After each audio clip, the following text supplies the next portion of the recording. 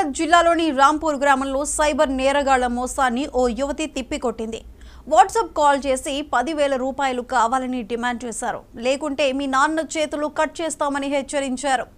దీంతో భయానికి గురైన యువతి ఇంటి పక్కన ఉన్న అన్నయ్య చెప్పడంతో మీ ఇష్టం వచ్చినట్లు చేసుకోండి అని యువకులు వారి మోసాన్ని తిప్పికొట్టారు.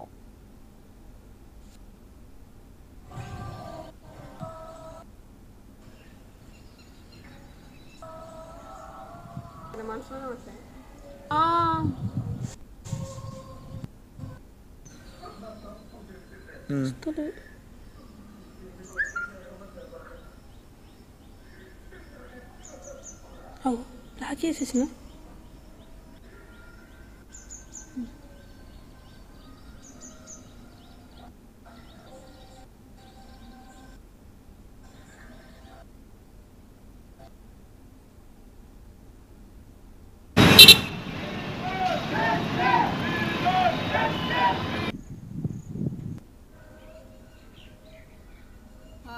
నాది మొన్ననే చదువు అయిపోయింది.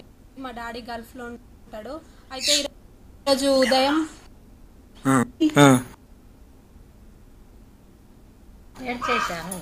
మా డాడీ చేతులు కట్టేస్తాం అని ఇట్లా చెప్పారు.